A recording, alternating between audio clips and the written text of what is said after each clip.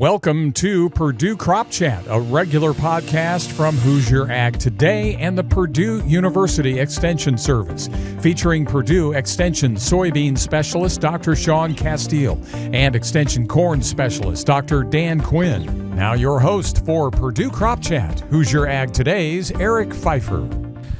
We're back on the Purdue Crop Chat Podcast. Thanks for joining us. We're in West Lafayette at the Indiana Corn and Soybean Innovation Center. Eric Pfeiffer here. Dan Quinn here across from me. Hello, Dan. Hey, Eric. And Soybean, Shaun Casteel right over there. Hello, Shaun. Howdy, Eric. And we got to get this out of the way first. Dan decided to wear a Chicago Cubs hat in here today.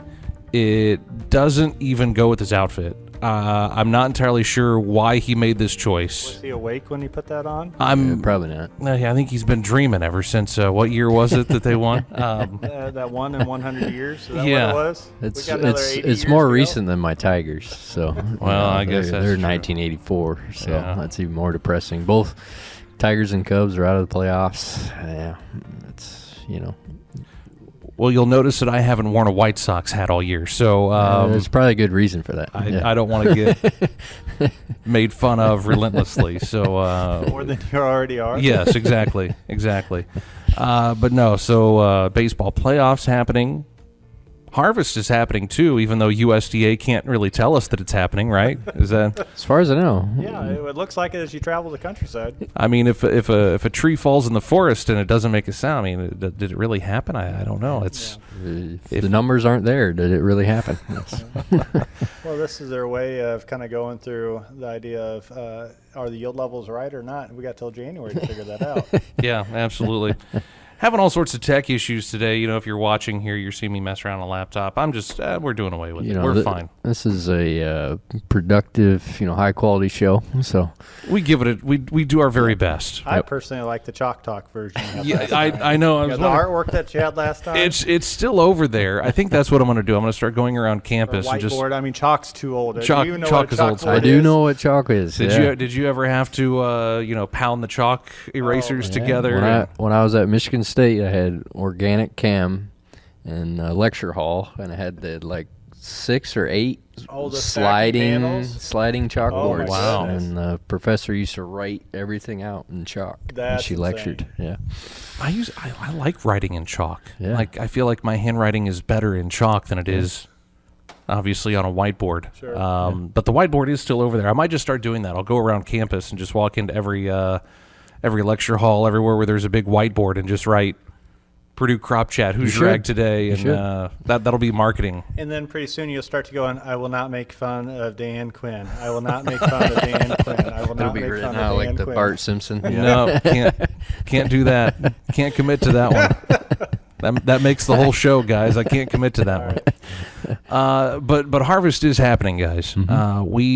We are kind of in the thick of it here. As I go around the state and talk with farmers, soybean harvest appears to be darn near finished, and I imagine you are too, Shaun. Yeah, knocking on the end of it. We've got some satellite locations to get worked out. But, I mean, when you've got 85-degree days, a couple weeks ago, sunny and 75 last week, I mean, the rain that came, I lost track, 10 days ago or so, I mean, that was short-lived, and so it's been wide open in terms of harvest. So no issues in terms of getting into the field or having issues with threshing of pods. It's just you can put a clock to it and just let's call it a night. We've got the next 6 days looks great. Let's actually get some sleep tonight.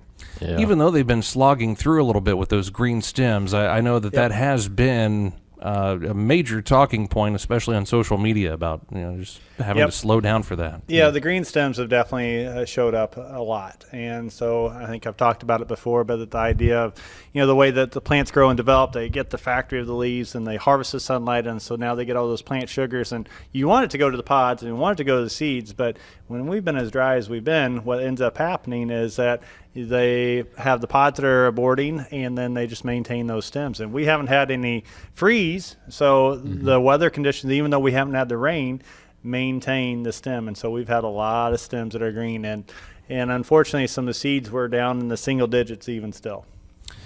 Dan, as far as corn is concerned, we're making some headway there too. It sounds like some folks might even be taking a little bit of a break here just to let this corn crop dry in the field so they don't have to pay to do it. Yeah, I actually had some conversations the last couple of days.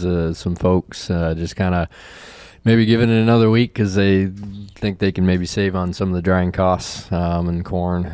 But we've even harvested corn here in some of our trials that was 15-16%. So there's a lot of areas that it's down there right now. Actually, we're finally starting to see some cooperatives I've worked with in the past. I think just yesterday we're sharing photos that they are done. They were on their last pass. They finished beans and corn. So all the challenges that are out there, it's dry. There is a little bit of positives in terms of how fast, that harvest is gone, especially on the corn side, in terms of drying costs. A lot of areas, I think it's going to be pretty minimal this year. But again, we talk a lot about this when, you get done quickly in the fall. There's a lot of things that we can still do. The weather is still looking good coming up. I think there's a slight chance of rain this weekend, yeah. but not much. So I know a lot of cover crops are going in the ground. Wheat's going in the ground. I've been seeing fertilizer spreaders moving in a lot of fields. So there's been a lot of work getting done even this time of year now, which, you think about years where we have delayed harvests that a lot of these things get behind and can't get done in the fall. I mean, there are years where we're looking at Thanksgiving as the benchmark there, and this year, God, we're still a couple weeks away from Halloween. Yep. We haven't gotten there. I mean, your corn cannibal costume won't even be relevant. No, yeah. Come Halloween. Yeah, I know. Even our northern sites, our research machine is getting moved to our northern research sites this morning. So we're hoping to wrap those up next week. Back home in Michigan, talk to my parents. I know stuff is happening up there. That's very early for Michigan. The big thing with Michigan was always, can we get it harvested before deer season, which was always November 15th, right? So that was always the goal. Priorities, right? But yeah, stuff is moving pretty quickly, even as you move a lot more north here. So during that harvest mode in Michigan, I mean, on the edge of the field, was the auger just kind of turned on just accidentally for a little bit next to the tree line? Accidentally. Yeah. The key was that you knew when they were on the last pass, so then you set up strategically on the last pass. And if you've ever been in a cornfield in central and northern Michigan, it's always fascinating what comes out of that last pass. That's when right. the machine rolls through, the amount of deer and rabbits and coyotes and we always wanted to have that corn out and somewhat cleared by November 15th, but stuff is moving right along, even up north.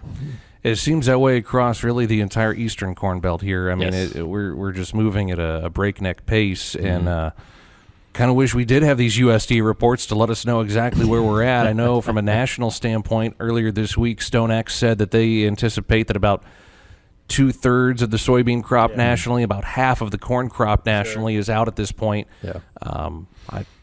Here in Indiana, we're obviously well past that. Yeah. Shaun, as we do talk about what is going on with soybeans, let's talk yields. Sure. What have you heard? What have you seen from a disease standpoint? We didn't really see a ton of it this year. I mean, No. it's really been pretty smooth, but did the lack of moisture here late in the season, did that take some of the top off? Oh, yeah, I think it definitely did.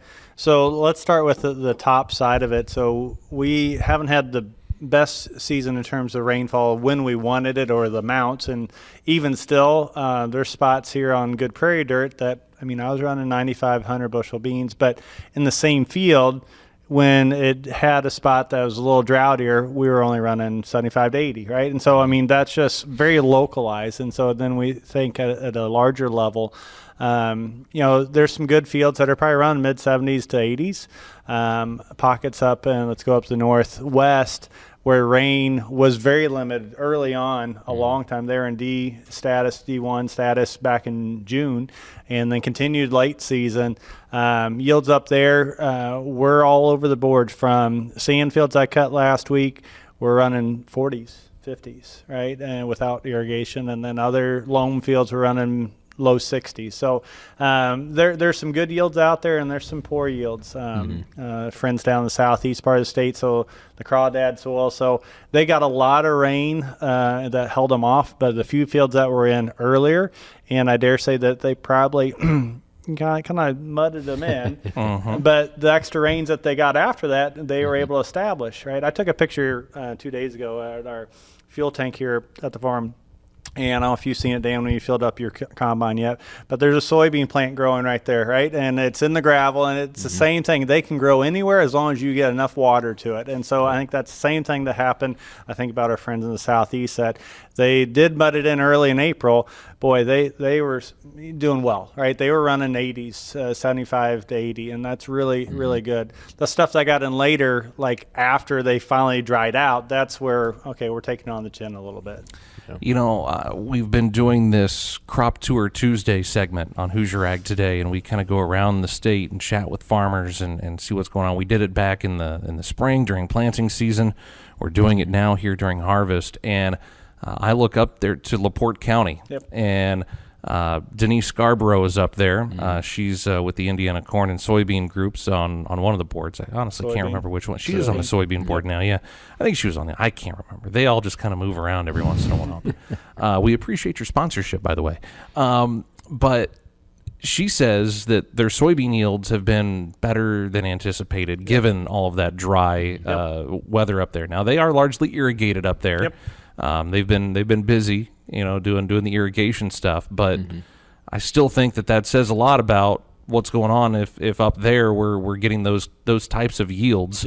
So, Shaun, where do we think the statewide number is? Because I'm telling everyone I hear from is telling me that they're better than anticipated. I agree that they're better than anticipated. I struggle to see the state going above record. I mean, I've said 58.5 since August, I think, and I'm really not moving on that. I don't see us. I mean, what do we have with the USDA? The last one, they dropped us down a bushel, which was still pretty. 61. I was like, I just don't see that. So I think we're sub 60, and I'm still 58.5 for the state. I've got good fields that are okay in terms of they're running 80s. But, I mean, I go back to our record-breaking years, and we had fields that run mid-80s, close to 90. And, again, I think we've got a lot more of these lows. I mean, I've got 40s and 50s out there, and there's some beans getting cut now this week that I haven't heard the numbers, but I guarantee they're not as high as what these other fields have been. All right, Shaun. That's where I'm at. We'll see. 58.5. Put it on your chalkboard, 58.5, and it's there as a reminder every week at class. He just wants us to give a number so that when we're wrong, he can say it. I've yet to hear him say a number, though. Yeah. Well, I gave you a number. Well, I don't remember what they were, but I gave you a number some weeks ago. Yeah. As long as it wasn't 6'7", if you got kids that are. Gosh. I have been all over them about this 6'7". It means nothing. There's no joke. I don't understand it. Why do they find this so funny? It's out now. It's not funny anymore. But I had to Google it the other day. It's a sign of getting old. Yeah. And it didn't tell you anything, right? No, even when you Google it, it's. I don't know. Kids these days, I tell you. So, man, it's nice to hear the old man come into the crowd now. You just sounded ancient. Like I need to get off your lawn. But no, coming out. My goodness. But no, I mean these yields. Everybody just keeps saying it's better than anticipated. Better than anticipated. I don't know what they were anticipating. Yeah, I guess that's the bigger part of this. I would say the most I've heard on the corn side is the opposite. Most thing is just not as good as what they were. I think there's pockets out there in areas, but there's a fair amount of folks that I've talked to, and even our own trials stuff is solid in a lot of areas, but just not as good as what it has been. Well, I want to ask you said that you wrapped up harvest here in West Lafayette. What were some of your numbers like? Because in nearby Montgomery County, I've got a farmer there saying too that corn is actually doing really well. Yeah. And you're right, there are pockets of this. So is this one of the pockets here in West Lafayette? It was field to field here. We have a couple outstanding fields at this research farm that we were pushing 300 bushel. They took our field scale trials off in those fields. I think a couple days ago the combine was running mid 290s through there. But you flip over to other fields that maybe were planted at a different time, maybe planted a little bit later, or just isn't quite as productive, maybe a little bit more droughty out in those fields. They were maybe 10, 15 bushel behind to what they were last year. Still, this area, right, is outstanding soils, period. So, you always say, it wasn't as good, and they're still 260, mid 260s, 270. But that's, a lot of farmers around here are 270s, 280s, in a lot of their farm fields. But you could just tell, a lot of these research trials have, same hybrid as last year. They have the same production practices. They have fields that are, in either the same field or close proximity to the same areas. So you can look at where we were last year and where we are this year, and the majority of our stuff is just, maybe 10% behind where we were 5-10% in those areas. But there's areas that were still good too. So, I think it's kind of been the story all year. I think it depends on where you are, when it was planted. There's all these factors that come into play that it can go from field to field, from county to county, where you have areas that, this field was great, this field wasn't so good. This field was great, this field wasn't so good. So I think there's a lot of factors that play into that. But a lot of stuff, you come back to where we were the last couple of years, and just really high yields and some record yields in the state. And for the most part, it just seems like stuff, it's good, but not quite there yet. Let's take a time out here on the Purdue Crop Chat. When we come back, Dan, you mentioned all the other stuff that needs to get done here in the fall. Let's talk through some of those things. Scientific stuff. Scientific stuff. I think, right along with it depends. I think stuff is right up there in your part of our training. Yes. All right, we'll come back after this on the Purdue Crop Chat from Hoosier Ag Today, and supported by the Indiana Corn Marketing Council and Indiana Soybean Alliance.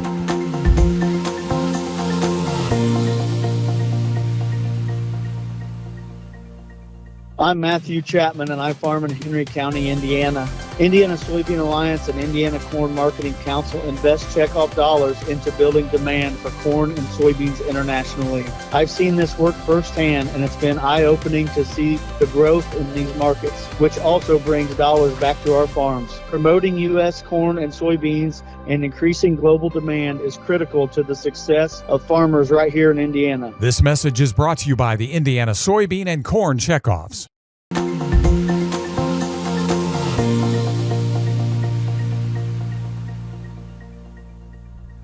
We're back on the Purdue Crop Chat. Eric Pfeiffer here at the Indiana Corn and Soybean Innovation Center in West Lafayette. Dan Corn Quinn and Soybean Shaun Casteel here with me as well.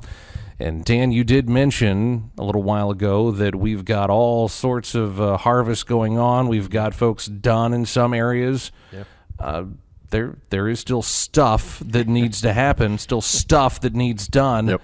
What kind of stuff are we talking? Are we talking about fall applied anhydrous? Is that? I knew. I was literally right. I was like, man, let's get him. He just likes to say that, and then puts that quote with my picture all over social media. Yeah, and so big fertilizer will come after me. Yeah. No, don't apply fall anhydrous when it's 80 degrees out there. And I always say that if you want to, you're welcome to just take your money and I'll give you my address and you can just cut me a check.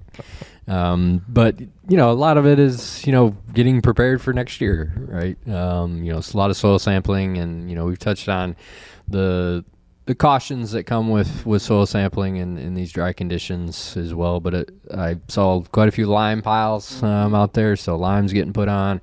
A lot of fertilizer spreaders moving across fields, so it allows you to kind of, in some ways, get ahead of next year. You think about field preparation, tillage, so in areas that we're able to work those fields. A lot of strip till going on right now, so fall strip till is another good thing, but a lot of it's just setting up for the spring. What's hard about this, Dan, right? All right, we're October 15th right now, and have all this time but market price is what? Right? And so, I mean, this has got to be so hard when we think about it. It's like, okay, set up for next year, set up for years to come, because I think about some harvests, we don't get harvested timely, and so we miss out on an opportunity to get good soil samples, fertility spread, have compaction issues on those years. So this was a great year to kind of do some corrective action if you've had any of that in the recent past. But $10-ish beans, $4-ish corn. I mean, how much are we really going to do, right? I mean, I think we talk about the test of wills. It's like, what is the best thing to do for next year and survive and move on?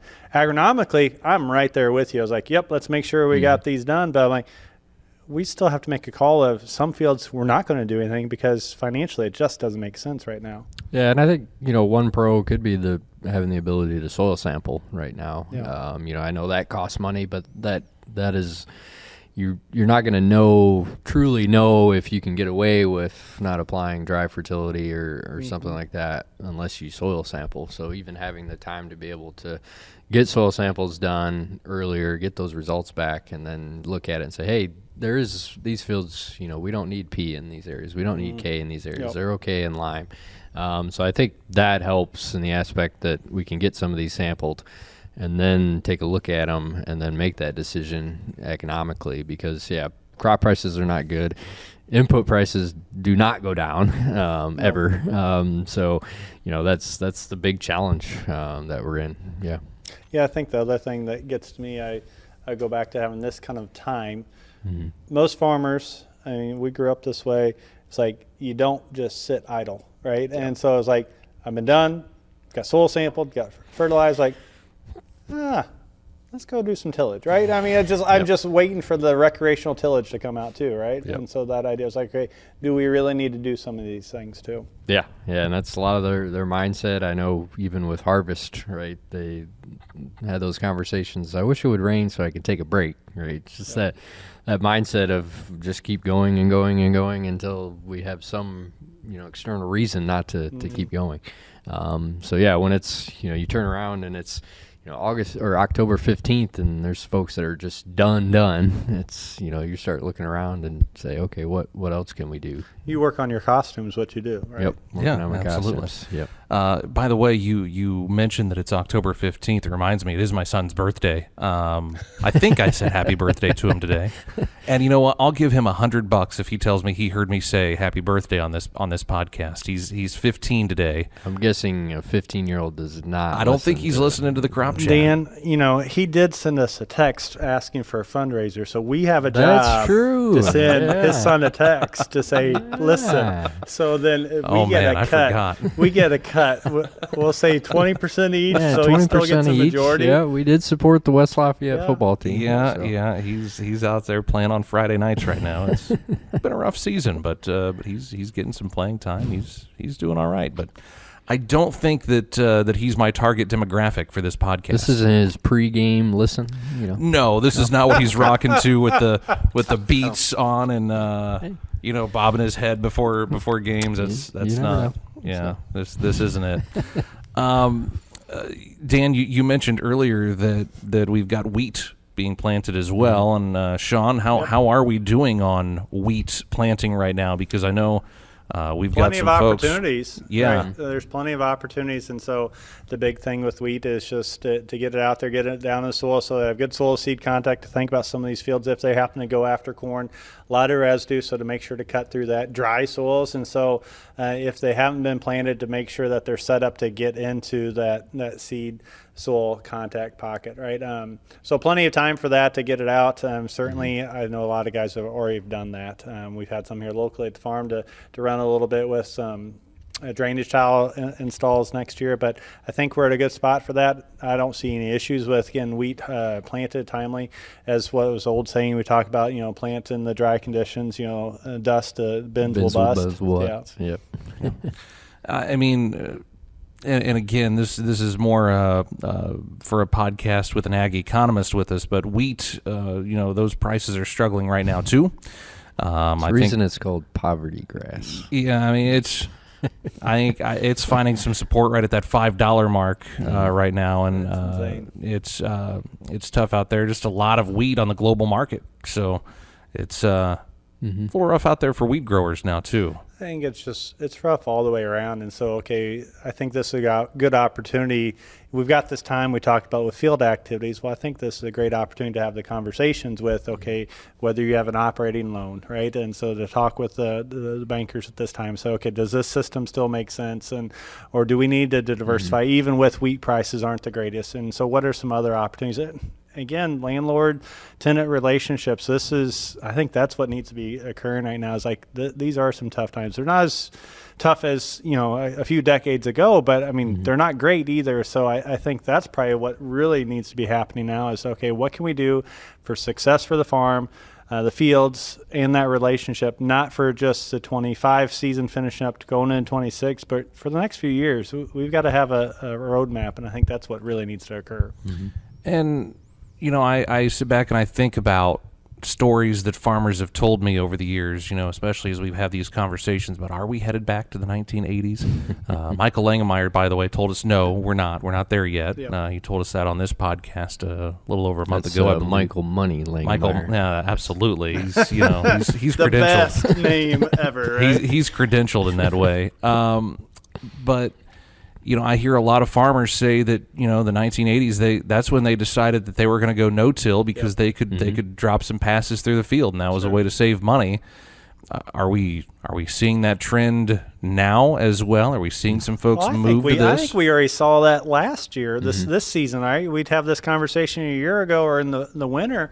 I think we already saw the writing on the wall a little bit in terms of things were going to be lean, right? And we didn't know how lean. I mean, they're certainly got really lean, but I think a lot of our growers and consultants and agronomists are like, okay, what's needed on this? In those high dollar years, to put on the extra pass or the extra product, you name what it is, I'm willing to give that a go for, $6 corn, right? That's a little bit different than $4 corn. So I think that has occurred already this season. And so I think there is still some of that to be decided for 26 season, but they're already learning a little bit from this year that what they've cut back on. Yeah, I think it's a big thing this time of year is looking at things a lot closer. And, we reiterate this point in probably every podcast episode is trying things, right? Leaving check strips, maybe doing a single strip, doing something simple just to check, so that when you get into these types of years, you can look at the, yield maps or data you're getting back and going, yeah, that product didn't really pay for us. That practice didn't really work. I've seen this in our own trials. It usually always stands out. I would say it stood out maybe even more this year is the hybrid differences. Just going even from study to study in the same field, they may have a different hybrid. The swings in yield we've seen.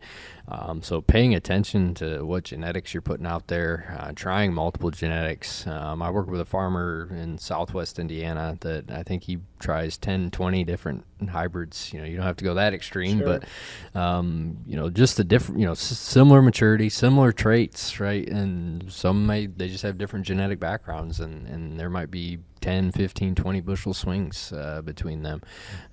So paying attention to genetics, paying attention to, this extra $5, a lot of that stuff adds up. It's like our subscriptions, right? Today, $5 a month here, $10 a month. That stuff adds up over time. I mean, I just had to add HBO Max so I could rewatch The West Wing and The Newsroom. I just, they're really good. I just sucker you in, and then you'll forget about it for 2 years. I bought Peacock so I could watch The Office again. Yeah. I get to watch Purdue sports on there every once in a while, so I guess I keep it around. But they just keep adding up. Yep. So a lot of those, they add up. So taking a hard look at things, and I think there's a lot of opportunities to cut back on different items. Whether it be nitrogen fertilizer rates, right? We always talk about that every year. Do you really need to be at 230, 240 pounds? Some areas we do, right? It depends on in the state, but there's some areas, this part of the state, the central Indiana pockets, time and time again, 180 pounds, maybe 200 pounds is all you need in those areas. You think about some seed in corn. Yep. Is another big one. We're seeing a lot of areas, especially those sandier pockets, drier areas. You don't need to be at 34, 35,000. You can get away with 28, 29,000 in those areas. So looking at those nitrogen fertilizer and seed, those are the two most expensive variable costs for corn production. So Soybean too. Take a look at those. And there's always, most cases, opportunities where you could probably back off those rates depending on where you're at. Well, with that, I mean, you kind of led into, I know I've had the conversation outside of the podcast that, I mean, we still do basic foundational agronomic research and with new hybrids, new varieties, and so planting dates, I mean, it's not cutting edge on some aspects of it, but it has an impact on the bottom line. And right, to understand how things have changed or haven't, you made the comment a few weeks ago when we were talking about doing some seed rate trials with some of the hybrids you've got, and there's definitely some hybrids that are responding to lower populations. And so again, I think about the economic times we're in with farming. It's like, boy, that is a win, is that, okay, I can run 28,000 and still yield very well and have the economic return to it as well. Soybeans on the seeding rates, they're very plastic. They can respond to most anything. And so we've been cutting back for more than a decade on this, and I think most farmers have, but there is that flex there too. So as you test and evaluate hybrids or varieties,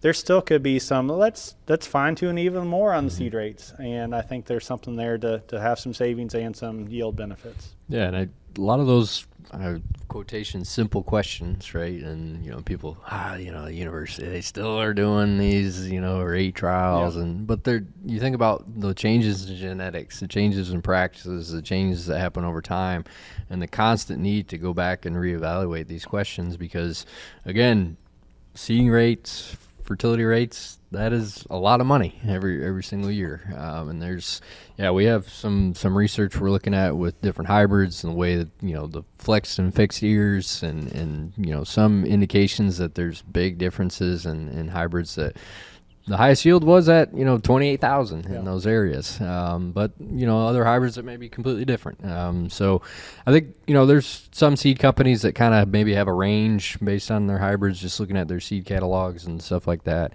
But yeah, just pay attention to those things. I think if you really look at those details, there's going to be some opportunities to maybe cut back on some items.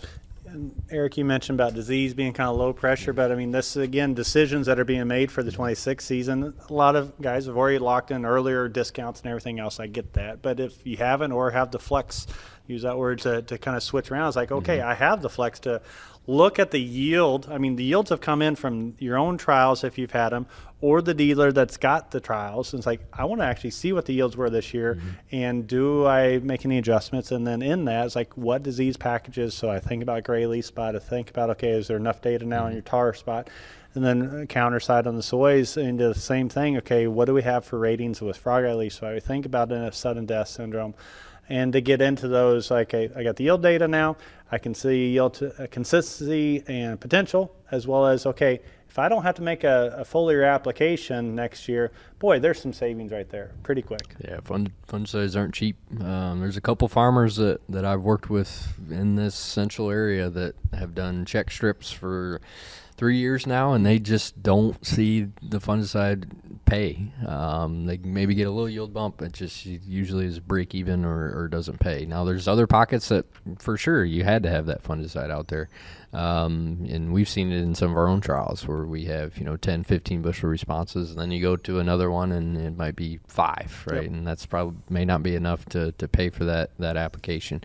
So again, that's that importance of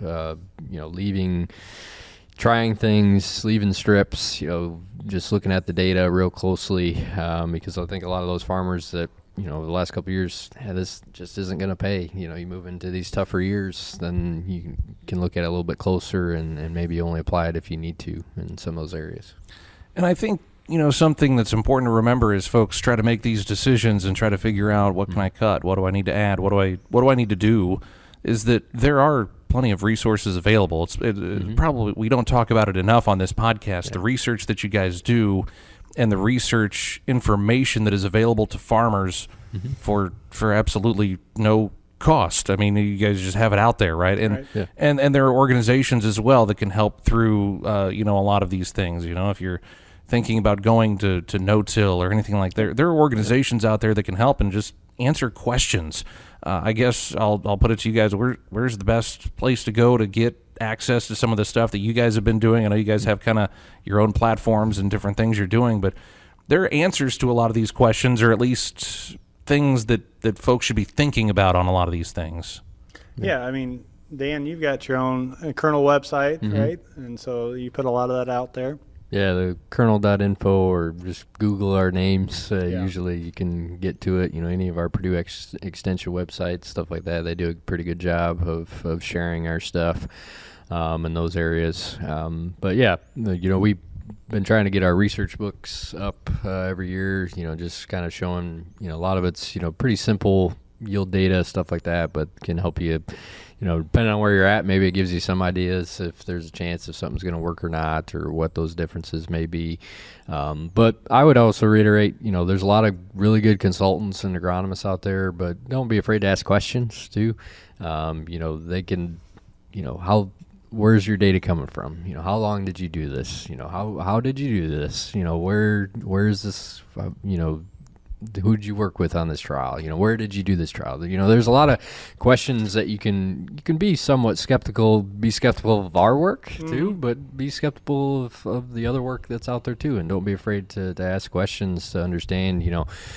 If this trial was done in Southeast Ohio, does it really correspond to me in Northwest Indiana? But don't be afraid, especially go to these winter meetings, right? Don't be afraid to ask questions with some of these products. That's the hard thing, though, too, right? I think about the number of questions that we get, and I have as well, is, okay, and the end of the day, it's like, tell me what works. Yep. Right. And I want to say, here's what works. And there's definitely some of those things that are foundational that work every time, or these are the ones, but there are situations that we get a treatment, whatever that is. You can get a 20, 30 bushel response. I can get 10, 15 bushel response, but is that going to be every field, every situation? No. I go back to, we've got to understand the why we do see those kind of responses, and the why we don't. Yep. Because I think when we have that better understanding as farmers, farm managers, consultants, then we can have the conversation, does that translate to this field or that farm? So then we can manage it. I think it's so difficult, though. A lot of these, like, I want to have, here's the recipe for all these, and I just don't think that works. And so, again, that's these conversations that understand the why it does work and why it doesn't work, and how do I apply that? Yeah, there's a lot of aspects. You take your example, sulfur, right? Oh, my goodness, yeah. If you're planting beans in mid-April, you probably should have S out there. But if you're planting them in, early June, maybe you don't need that. Yeah, So and then you think through, okay, is it a field that always has that response or not? And so the only way you figure that out is, okay, is it similar to what, I've reported, or test it yourself, right? Yeah, and the disease, I stress this every year because they always ask, when should I spray and what product? That stuff, that changes every year. Depends on where you are, what species are out there, when it happens, when the disease infection starts. There's so many things that, paying attention to, someone like Darcy and her program where they track a lot of these diseases and they move, and hey, they're in this county, and okay, my corn's at this growth stage. Hey, we need to spray, or we don't need to spray, or there's so many nuances to a lot of management practices and whether they're going to work or not, and understanding, getting some idea of, okay, and under this environment, this condition, this management practice, this location, okay, we have a pretty high likelihood of this is going to work or not. That's what we're trying to get after with a lot of this, and it's hard. Every single year it's hard. So just Google Dan Quinn or Shaun Casteel. You can find so just don't hit images. Google Dan Quinn Purdue. Dan if you Quinn Google Purdue. Dan Quinn, you get the football coach for the that's not Commanders. you? Yeah, I think there's actually a Shaun Casteel that's a football player a few years ago, and we might be a little different complexion too. Yeah. I say you can Google those. Just don't click the images tab. You don't want to see what comes up there. Well, you're the one that brought the video in. We did podcasts for a reason, and now you're bringing the video in. Yeah, I did do that, didn't I?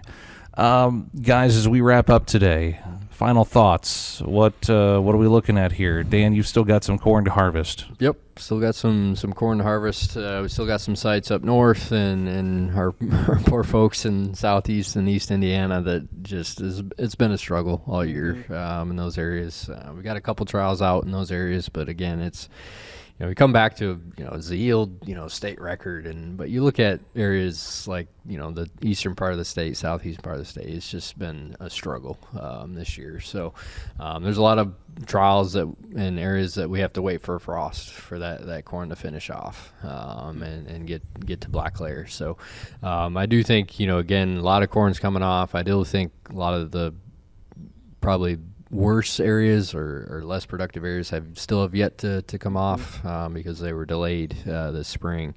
But yeah, I mean, we discussed a lot. I think soil sampling, if you can, it's a great baseline to understand where we need to go. Do we need to apply fertilizer? Do we not need to apply fertilizer? Looking at things really closely as you get a lot of that yield data. Machines today collect so much data today. Might as well use it if you got it, or at least take a look at it and try and understand it. Is there, certain hybrids that worked well or not? Is there certain practices that we did in this field or that field that worked well or didn't work at all? But paying attention to that detail and looking really closely at items is going to be really key, because you get into next year and, I don't know if it is looking very promising next year with how prices and input costs are going to be. So you have to be kind of in ways creative and very detail oriented and smart in the way you make, even more so in the way you make decisions coming up when stuff gets as tight as it is right now. Well, that's a different podcast for a different day about what political aspects are going to impact. I'll stay far away on that one. Not it. Yeah. Not it. Tune into the Indiana Ag Policy Podcast if you'd like to hear a little bit more about that. Shaun, final thoughts? Yeah, as we wrap up soybean harvest, there are still some fields out there. We haven't had a lot of rain, but if you happen to catch that one rain already, I talk about wet dry cycles really causing us to have header loss and shatter. I was cutting beans last week, and that's occurring. The weeks prior to that, I was still cutting beans that were dry, 9-10%, and no header loss. We haven't gone through that cycle. And you think about that pod shell, once it has a little bit of moisture, then it starts to crack, and then that sun gets on it again. So if people are trying to get water back to get those 3 bushels back that they're losing because of 10%, it's probably not a good idea. We need to just go and get that out, because we're going to lose them by header loss or dehiscence. They're going to shatter before you even get into the field. So let's get those out timely. As we talk about moving into making decisions for 26, if you're thinking about something different, right? If you are more of a conventional till kind of person, think about going to VT or think about going to no-till, it's like, okay, let's go ahead and have the conversation with, a neighbor or two that's got that, and to try to figure out, okay, how can I do it? What should I do? There's lessons learned. There's cover croppers that are in the same ways. Like, I'm using this as an opportunity to say, hey, I think I can get some more moisture retained later in the season. I've got an opportunity to seed cover crops now. Where should I go? What should be my starting point? So I think those are the opportunities that are before us right now, and to have the conversations. There's going to be learning curves that, you're on the bleeding edge on a hard economic year or two, but go ahead and learn from those who have already done it. Yeah, and I would, to follow up on one of Shaun's point, one thing that I've had a couple calls on this past week is you can tell how dry it's been with the amount of volunteer corn and soybeans that are popping up in fields. So I actually had some folks out of Illinois reach out. Is there any concerns or any? Obviously a lot of that is going to get killed off in the frost, right? So actually getting it germinated and up and getting it frost. But, be mindful of that as you get into the spring, because there's probably going to be some areas, those especially volunteer corn and beans can impact beans pretty significantly when it's growing, right, in the spring. That's actually something that has been brought to my attention. So that just kind of tells you how dry it's been, even on the corn side. You get real dry corn. That corn, as it hits that header, stuff just shatters, it flies. A lot easier for it to go out the back of the machine. And so, we seeing a fair amount of volunteers pop up. It's interesting because it has been crazy dry for a long time, but I have been shocked at the number number of fields over the last couple weeks. I'm like, boy, they did a great job seeding that soybean after the corn after the combine. It was like that quarter-inch rain was just enough. Yep. I mean, you got a field of green. I was like, man, I didn't set that quite right. And so same thing on the corn, but. My hope on the corn side is, it germinates and that's dead, and we don't have to worry about next year. Get it out of the ground and get that frost and get it killed. But be mindful of the next spring that you may have some volunteers popping up in the spring. That does it for this edition of the Purdue Crop Chat. We thank you for joining us, guys. Thanks. Good luck wrapping up harvest, Dan. Mm-hmm. Sean's going to sit and twiddle his thumbs. Pretty much. like he did through most of harvest and had his grad students do all the work. Yep. Right. But let's not talk about last Thursday's harvest. But no, thanks, and we'll get together again here soon and do this again. Has been the Purdue Crop Chat. Again, thanks to our sponsors, the Indiana Corn Marketing Council and Indiana Soybean Alliance. Thanks for joining us. Until next time, be safe, be well. This has been Purdue Crop Chat, a regular series featuring Purdue Extension's Dr. Dan Quinn and Dr. Shaun Casteel, made possible by the Indiana Corn and Soybean Checkoffs, the Indiana Corn Marketing Council, and the Indiana Soybean Alliance. The Checkoffs are pleased to help bring you agronomy insights from Purdue Extension. Opinions on the podcast are those of the host and guests and not those of the sponsor. Purdue Crop Chat is a service of Purdue University Extension and Hoosier Ag Today. Timely, relevant, credible.